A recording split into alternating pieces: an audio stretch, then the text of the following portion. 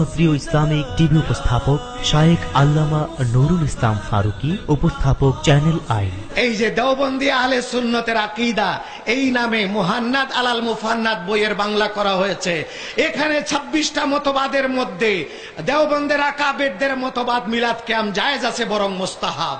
তারা সেখানে লিখেছে, আজকে কারা এরা দেওবন্দের নাম দিয়ে আমাদেরকে ইহুদিদের দোসর বলে, যারা মিলাদ কিয়াম করে তাদেরকে আবু লাহাবি বলে, মিলাদ কিয়াম যারা করে তাদের পিছনে নামাজ হবে না। চিটাগঙ্গের রাস্তাঘাট দেখুন, আজকে ছাদে উঠে দেখুন, আজকে যেখানেই যাবেন, যেদিকে তাকাবেন, শুধু নবী প্রেমিকের আনন্দের সয়লাব, আনন্দের সয়লাব।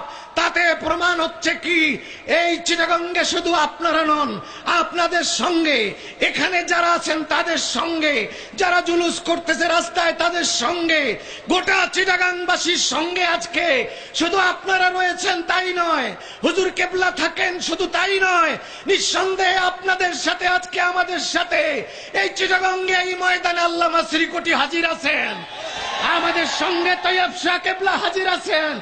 সেখানেই শেষ নয়, আমাদের সাথে এই চিটাগঙ্গে দয়াল নবী সশরীরে উপস্থিত আছেন বলে এই লক্ষ কোটি জনতার মনের জোয়ার কেউ দাবায় রাখতে পারবে না।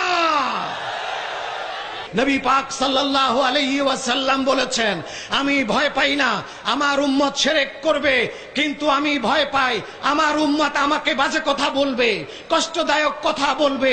সেটা প্রতীয়মান হলো সেই দিন আব্দুল্লাহ ইবনে উবাই ইবনে সালুলের নায়েবে আমির আব্দুল্লাহ ইবনে যুলখুয়াইসারা হুনাইনের যুদ্ধের সময় রাসূলুল্লাহকে লক্ষ্য করে বলেছিলেন, এতগুলো স্বর্ণ আপনার আত্মীয়কে দিয়ে দিলেন, আমরা কেউ পেলাম না, ইত্তাকিল্লাহ ইয়া রাসূলুল্লাহ মা আনসাফতা, আপনি আল্লাহকে ভয় করেন ইয়া রাসূল, আপনি ইনসাফ করেন নাই। হযরতে ওমর বললেন, এযাল্লি ইয়া রাসূলুল্লাহ আন উকতালা উনুকাহু, আমাকে হুকুম দেন আমি মালাউনের গর্দান ফেলে দেব। আল্লাহর নবী বললেন, ওমর ওর দিক তাকায় দেখো, গর্দান ফেলে দেওয়া লাগবে না, আমি ভবিষ্যৎবাণী করছি এই লোকের গোষ্ঠী কিয়ামত পর্যন্ত পৃথিবীর রন্ধ্রে রন্ধ্রে যাবে, চিটাগঙ্গ তার থেকে বাদ থাকবে না।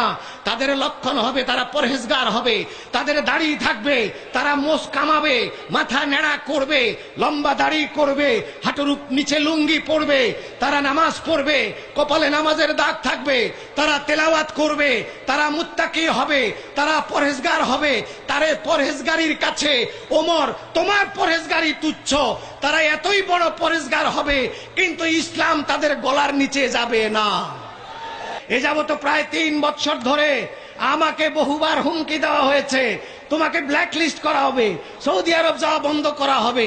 তোমরা আমার সৌদি আরব যাওয়া বন্ধ করবা, তার আগে আমার দয়াল নবী আমাকে 25 বার হজ করাইছে, আমাকে বন্ধ করে দাও, তোমার দেশে আমি না গেলাম, অসুবিধা নাই। আপনার বিরুদ্ধে আন্তর্জাতিক ভাবে মামলা হতে পারে, আন্তর্জাতিক মামলা হলে আমি আরো খুশি, আমাকে নিয়ে জেলে রেখে দেন।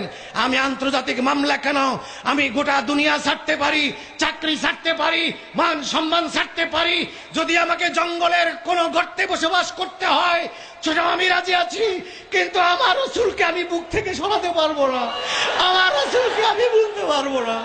তোমরা যতই যা করো আমি রাসূলকে বলতে পারবো না। আমি মনে করি পৃথিবীর শ্রেষ্ঠ আলেম, পৃথিবীর সবচাইতে বড় আলেম, পৃথিবীর 700 কোটি মানুষের শ্রেষ্ঠ জ্ঞানী ব্যক্তি, আলেম ব্যক্তি, তার ভিতরে যদি আমার নবীর প্রেম না থাকে, তার ভিতরে যদি নবীর আদব না থাকে, আমি তাকে আমার পায়ের জুতার সুতলা মনে করি, এর বেশি মনে করতে পারি না।